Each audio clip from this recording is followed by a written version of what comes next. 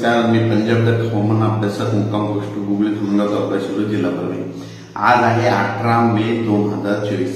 आजपासून परत शेतकऱ्यासाठी अंदाज देणार आहे, कारण की माग आपण 18 तारखेपर्यंत अंदाज सांगितलं होतं की राज्यामध्ये भाग बदलत खूप ठिकाणी वादळी वाऱ्यासह पाऊस पडणार, काही काही शेतामध्ये पाणी साचणार, वड्या नाल्याला पाणी येणार, तर तशी परिस्थिती झाली।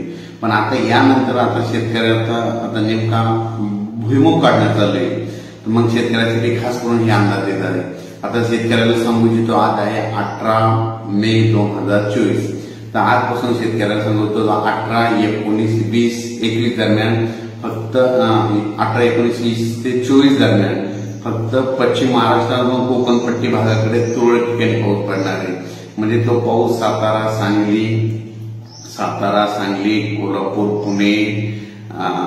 पुणे तसेच नाशिक यापर्यंत पाऊस 24 तारखेपर्यंत विखुरलेल्या स्वरूपात पडणार आहे, म्हणून हा अंदाज लक्षात घ्यायचा।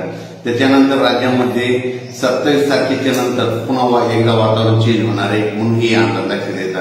पण जे अवकाळी पावसाचं वातावरण होतं ते आता म्हणजे राज्यातलं सगळीकडलं आजपासून उद्यापासून थांबणार आहे। म्हणजे आज देखील बऱ्याच ठिकाणी थांबणार आहे, म्हणून हे अंदाज लक्षात घ्यायचा।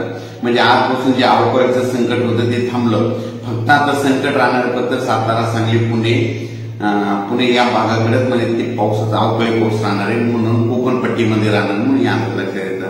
तर शेतकऱ्यासाठी परत एक आनंदाची बातमी, आज आहे 18 मे आणि आता मान्सूनची आता म्हणजे चावल लागली।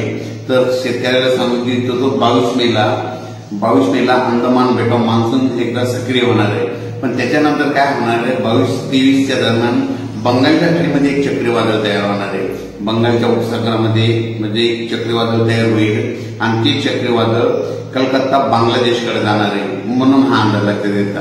ते आपल्या महाराष्ट्राकडे त्याचा काही फारसा प्रभाव पडणार नाही, बांगलादेशकडे जात असल्यामुळं 27-28 दरम्यान आपल्या महाराष्ट्रामध्ये तुरळक ठिकाणी पुन्हा पाऊस येऊ शकतो। म्हणजे 27 मे 28 मेच्या दरम्यान पाऊस शकतो, म्हणून ज्यांचा भुईमुग काढणं चालू आहे त्या शेतकऱ्यांना आपण आपला भुईमुग काढण्याची तयारी ठेवायची।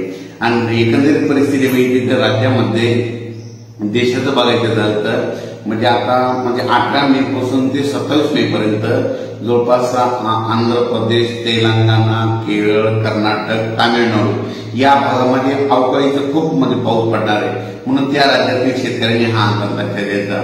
आणि त्याच्यानंतर महाराष्ट्रामध्ये म्हणजे आज 18 मे पासून जे अवकाळी सावट होतं आजपासून कमी झालेलं आहे, फक्त अवकाळी बरसणार आहे, फक्त कुठं बसणार आहे, सांगली जिल्ह्यामध्ये, कोकणपट्टीमध्ये, पश्चिम महाराष्ट्रामध्ये काही भागामध्ये त्या भागामध्ये राहणार आहे, म्हणून हा अंदाज लक्षात घ्यायचा। उर्वरित राज्यामध्ये आता म्हणजे सगळी आपल्या राज्यातलं सगळ्या जिल्ह्याचं हवामान आता कोरडं झालंय, म्हणून हे अंदाज लक्षात घ्यायचा। अचानक वातावरणात बदल झाला तर लगेच एक मेसेज द्यायला जाईल। पण राज्यामध्ये फक्त सर्व शेतकऱ्याला सांगू इच्छितो, उद्यापासून म्हणजे 19 मे पासून उन्हाची तीव्रता वाढत जाणार आहे, गरमी वाढणार आहे, म्हणून हे अंदाज लक्षात घ्यायचा। अचानक वातावरणात बदल झाला परत एक मेसेज